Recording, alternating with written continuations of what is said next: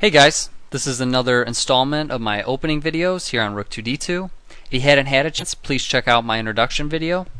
In this video, I want to give you guys an intro into how to play the French defense against the advanced variation. Now I know I'm hopping around a little bit because my prior videos are on King's Indian defense and I haven't finished that yet. But the reason I'm doing this is because I've gotten several comments on people wanting to know what my repertoire is for the French defense, and so I decided I'm going to get a French defense video out there, and I'm also going to be working on the King's Indian defense, and I'm going to try to do them at the same time. So that's the plan from here. So here we will only be going over the first 6 moves, so I can teach you guys the ideas behind every move leading into this variation. I did something very similar with the King's Indian defense, and that's how I'm going to do it for every variation from here on out. So again, with that being said, this video is mostly for beginners, so if you are an advanced player, you can move ahead to my next video. We're going to go more in depth into the 6A3 variation within the advanced variation. So here we go.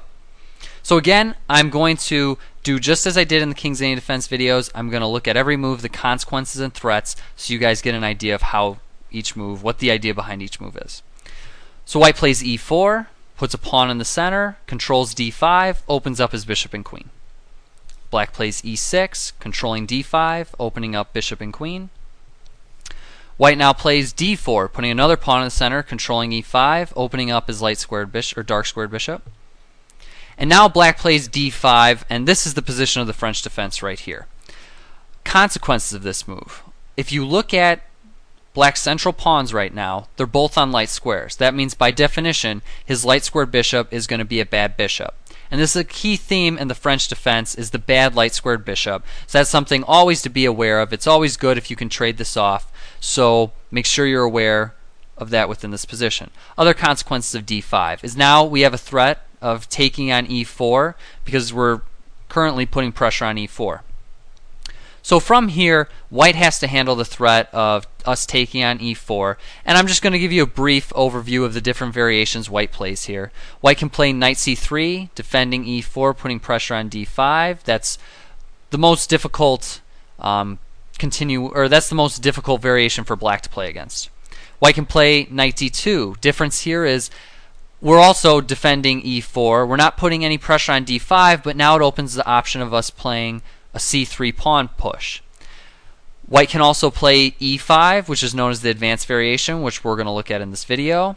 And white can play e takes d5 exchange variation. We get into a symmetrical type of position. And we'll be looking at all these variations in upcoming videos. But for today, we're going to look at e5. So the consequences of e5. White now eliminates the tension in the center. And now you can look at his central pawns. They're both on dark squares. So by definition, his dark squared bishop is a bad bishop. That's something key to remember. Also, now you can see white does have a bit of a space advantage, and with a closed center, each side is going to play on the wings where their pawns point. So you can notice that black's pawns are pointing towards the queen side, so that's where we're going to play. We're going to play moves such as c5, gaining space in the center, knight c6, putting pressure. Our ideas are going to gain space on the queen side, put pressure on d4, and that's how we're going to play from here. White now is going to want to just move his pieces to get some type of pressure on the king side. Although it's difficult because black's attack in this variation, his attack against d4, is much faster, so it's difficult for white to continue with ideas such as like bishop d3, knight f3 things, but it's key to know that that's the ideas he would preferably like to follow if move orders didn't make a difference. Okay, so now we play c5. As I said, we're going to play on the queen side. We gain consequences of c5 are we gain space on the queen side, put pressure on d4, open up our queen on the d8, a5 diagonal, and now we can move our knight to c6 without inhibiting the c pawn. We do have a threat. Our threat is to take on d4, because after white takes on d4 with his queen, if we get an extra move here, we play knight c6, getting a tempo on the queen. Also, this pawn on e5 is no longer defended by a pawn, and that makes it difficult to defend with just white's pieces. So we do have a threat of taking on d4, and that's what prompts white's next move of c3, defending d4. However, c3 does block his white knight from moving to its most natural square on c3. So a key thing to remember is we don't want to take on d4 too early, because now he's going to get this knight into its best square on c3. So always remember that c3 defending this pawn inhibits this knight. Don't take on d4 too early. Okay, the main line is to play knight c6, but actually what I want you guys to play is queen b6 instead. And the reason for this is it's just a little trick in the move order. Knight c6 would be followed by white playing knight f3 and then us playing queen b6.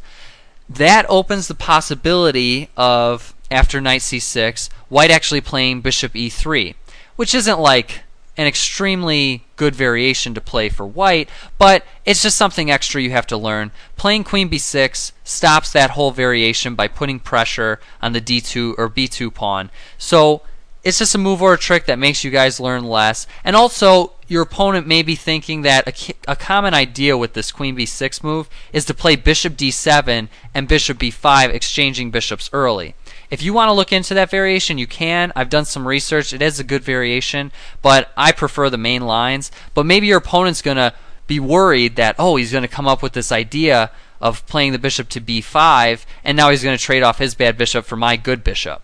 And he may be worried about that. But from here, we're going to play queen b6. Consequence of this move, we put pressure on d4, putting pressure on b2, developing our queen.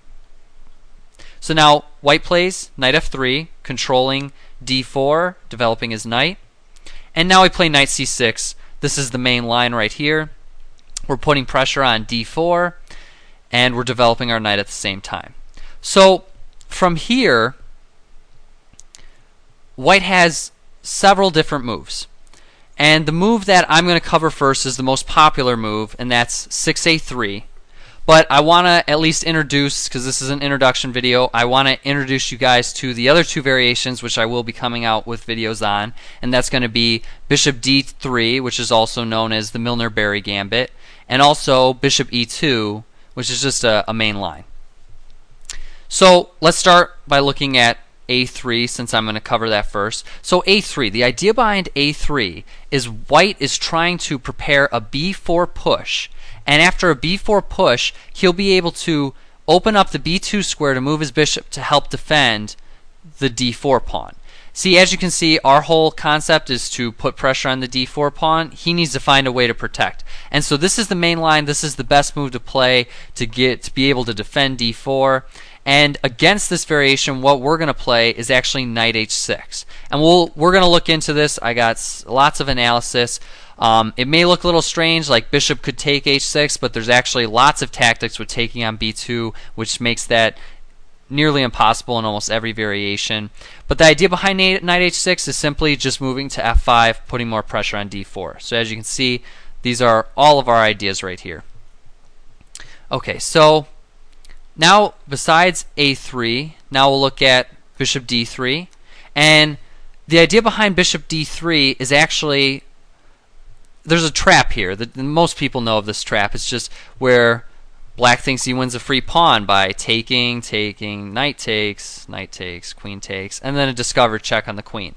So we're not going to fall for that at all. But actually in this variation, we are going to take, but we're going to follow it up by protecting against the check with bishop d7. And the main line is white castles, kingside, and then we get this free pawn. It's not technically free. White gets lots of development, but I have plenty of lines where black, by the end of the line, if you know the line well, you're going to get a clear advantage. So this variation is nothing to worry about at all. I've never had any problems against it ever. And then bishop e2 is just more of a passive line where white develops his bishop and is just trying to castle kingside, but black has lots of resources, and in this line too, well, first we're actually going to take on d4, and then we're going to go follow up with knight h6, because white is going to have lots of trouble defending his d4 pawn. So we want to take, eliminate the tension, get it fixated on d4, and then start putting pressure on it. So those are the main variations we're going to be looking into. The first video I'm going to come out with is with against how to play against 6a3. I want to tell you guys about the advanced variation. Advanced variation is nothing to worry about. I have never had any problems all the lines I'm going to show you are either equal for black or black has a slight to clear advantage. There's no lines I have that white has any type of slight advantage at all. This is a very difficult variation for white to play. As you can see already, black is the one who's dictating things, putting pressure on the D pawn. So just know that, be confident with that this variation isn't anything to worry about. Just once you learn the lines, you're going to see that this is not a problem at all. So I hope that gives you guys lots of confidence. So from here, I think that's a great introduction. I hope you guys enjoyed the video. If you hadn't had a chance, please subscribe and list any comments below. Thanks.